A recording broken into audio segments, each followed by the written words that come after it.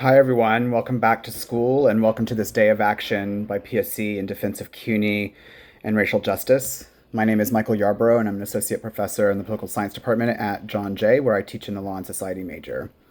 This spring, I was teaching a capstone course in the law and society major. And when we moved our classes online, the class decided to change the capstone class from individual projects into a group project studying how the pandemic and quarantine were affecting CUNY students and their loved ones. It became very clear very quickly that the impact was going to be enormous. Just in my class, many students fell sick quickly and had lots of problems in their families.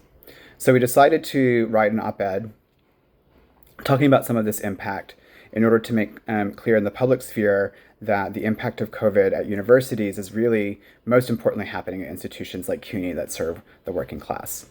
So I want to read that op-ed for you today. It's based on research by my students and was written by me and appears in the Daily News on April 17th. And it's titled, What CUNY Teaches Us About the Coronavirus and Vice Versa.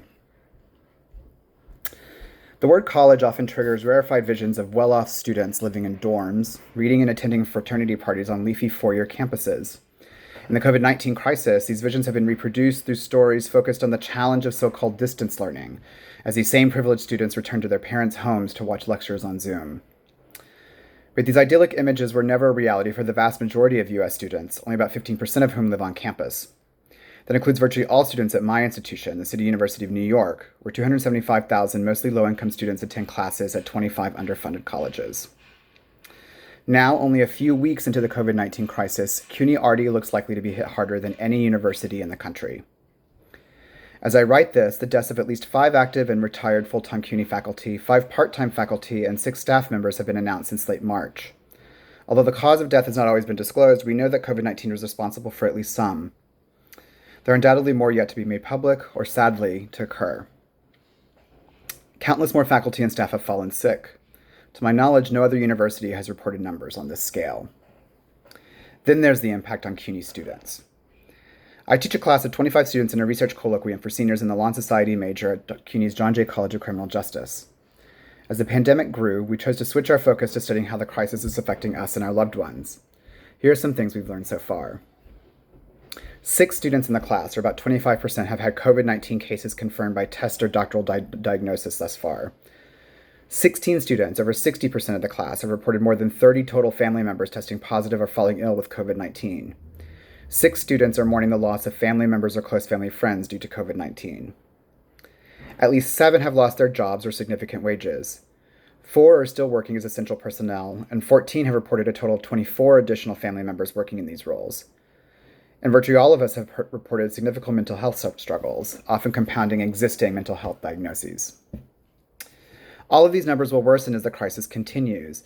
None of them is a surprise. CUNY is the public university of the nation's COVID-19 epicenter, and as such educates the hardest hit populations, Black, brown, poor, and immigrant New Yorkers who are more vulnerable to health complications and who make up a large percentage of the essential workforce. The students in this class come from all 5 boroughs, as well as Long Island and Yonkers, and they and their families work in essential retail stores and healthcare, at shipping warehouses, and on the police force. They are the still beating heart of Metro New York City, the people who make the region run every day, crisis or not. And they embody the American dream that higher education supposedly represents. In one recent study published in the Chronicle of Higher Education, 7 of the country's top 10 four-year colleges that are the most effective at moving low-income students into the middle class are CUNY schools. No university in the nation does more to transform so many lives.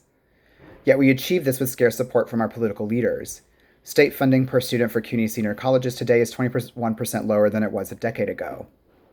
Every year, relentless tuition increases shift more of the cost onto our own shoulders as students. And in the most recent state budget, recently negotiated behind closed doors in the midst of the crisis, this trend continues. Meanwhile, as our own research on just one class shows, the lives of CUNY students are under unbearable stress. Like their more privileged counterparts, they've also struggled with learning online. But their struggles have ranged much wider than that because, like the vast majority of U.S. students, they are not just students.